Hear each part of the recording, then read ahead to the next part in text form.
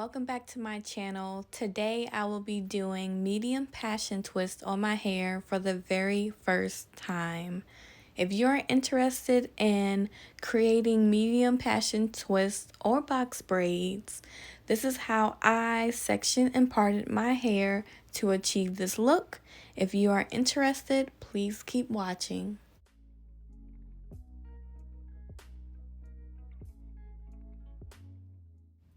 Alright, go ahead and grab your shine and jam, or you can use gel, but most people use this. Also, you're going to want a comb to part your hair with. I will be using the end of this comb, and let's get started. So I had blow dried my hair and put it in a bun, and you're going to want to start off with your part going towards the back. Basically, your part is going to be in the middle, and then you're going to have another middle part from ear to ear. I had to do it off camera because I was struggling, but this is what it should look like I said, from ear to ear. So you should have 3 sections. For the 2 sections off to the side, you're going to have 4 rows on each section for your passion twist or box braids. For your first row, you will have 2 sections or 2 passion twist, and why can't I talk? You're going to want to make sure that your part is nice and straight. Make sure that it is not slanted, because I definitely made that mistake on the next row. So yeah, for the first row, you are going to have one part down the middle, splitting the section into 2. Make sure it is going straight down the middle, and you are going to want to put your shine and jam all over that section on each side. You can also put the shine and jam or whatever you are using on your part as well. I forgot to do that for this section, but yeah, make sure you work that in. Use a brush if you need to. I'm terrible at doing my edges, so I just keep it pretty simple when it comes to edges, no matter what style I'm doing. So this is what your first row should look like. It should have 2 sections for your 2 passion twists or box braids. And then you are going to want to move on to your second row. And your second row and your third and your fourth row will have 3 sections, by the way. So make sure your part is completely straight. Mine's ended up a little bit slanted somehow. Then you're going to want to part your hair down the middle of your first section, if that makes sense. You want your hair to look like it's bricks. So basically you're doing like a brick layering type of method. Then go ahead and put your rubber band on. And I will not be keeping these rubber bands in. This is just a way for me to section off my hair. But you can always twist or braid your hair to section it off. Rubber bands just seem so easy, so much easier to me. Excuse my hair for being having dandruff in it. I thought I had washed my hair good enough. Apparently I didn't. So yeah, your second row should have 3 sections in it. And then on to the next row. Like I said, your next row will also have 3 sections in it. And you will be continuing to do the brick layering method. And make sure that if you have dandruff like I did, make sure you clean that mess up. That is just so sad. I'm so sad that I did not wash my hair good enough. Like, what the world? I think I need to stop washing my hair in the shower. I think that's the reason.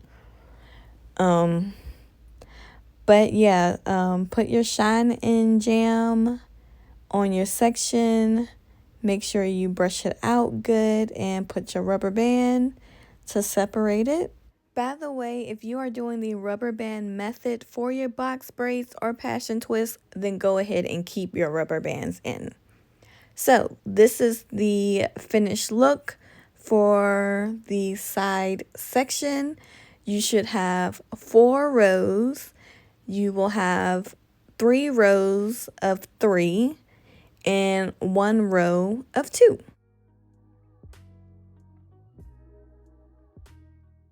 All right, you guys, this section is done with. I done watched Richard Pryor. Now I am about to watch some more and continue with this headache. So we are back again with the other side section. So like I said, make sure your part is nice and straight. Make sure the rest of the hair is out your way. So this is what I meant when I said to put the jam on your part. I just think it makes it look a little bit better. And if you need to compare each side to each other, go ahead and do so. That's what I did, just to make sure that the width was about the same. And I'm almost done with the other side section.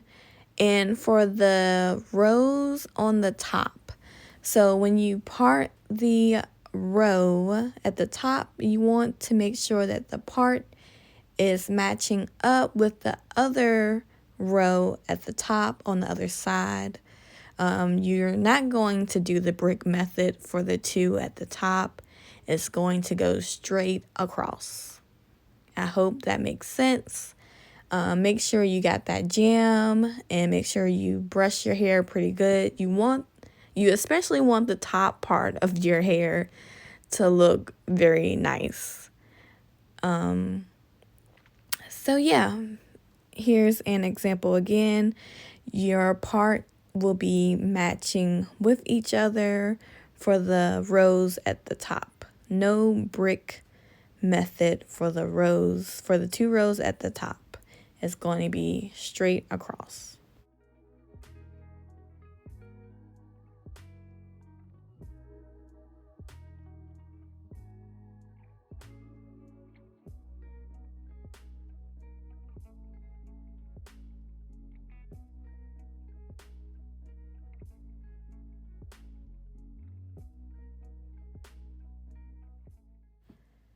Now it is time to do the back of my hair, and I think I am on to another comedian. I think I'm on Eddie Murphy. Let me check. A few zeros or 2.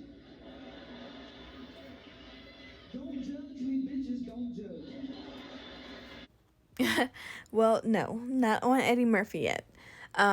So for your first row in the back, you will be... Why can't I talk, you guys? It's so hard to do a voiceover. Okay, for your first row in the back, you will have 3 sections. Make sure when you are parting your hair that you are going straight down. Make sure you have your gel, your rubber band, brush it real good, and continue doing that.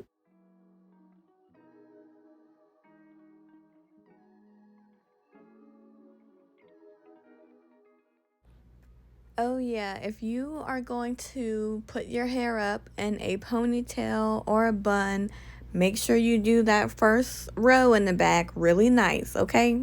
Just saying. By the way, I am not putting the rubber bands on tightly. It may look that way, but the rubber bands that I have are just very loose. So I just had to wrap them around my hair a few times. And like I said, I will not be using the rubber bands. All right, on to the next row. Your next row will have 4 sections, and this is where you will start doing the brick method. Also, make sure you put your extra hair up. Like, make sure the extra hair is always out the way, because when you're parting and doing your sections, you don't want loose hair like mixing in with each other, if that makes sense. And if you need to use a lot of mirrors like I did to make sure that your parts are looking good, then do so. So yeah, back to the brick method. Your hair should look like this. The second row has 4 sections, and the third row, I have no idea how many sections the third row has. Let's see.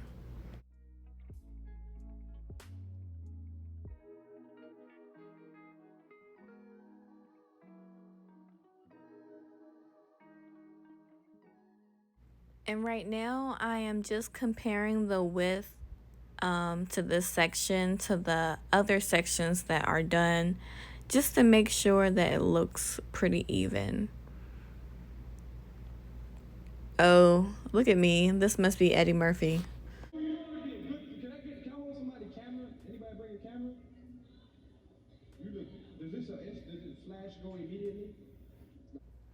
Yay, we made it to the last section and the last comedian, which is D.L. Hughley.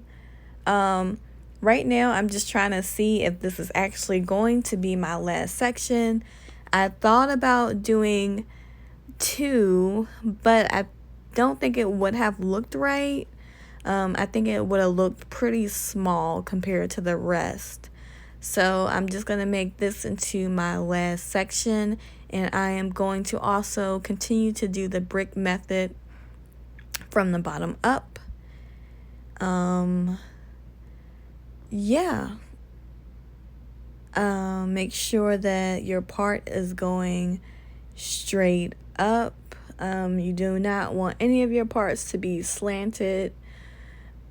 So it should look like this. And for your final section in the middle, it is going to be 3 sections. And yeah, I don't know what else to say, but thank you for watching. I'm sorry for the horrible voiceover, but voiceovers are hard. Like, or maybe I just need to get out the bed. Anyways, thank you all for watching. If you would like to see how I did my passion twist, I will post that video up in like a day or 2. So, thank you, and yeah, I will let you listen to the rest of the comedy if there's any more.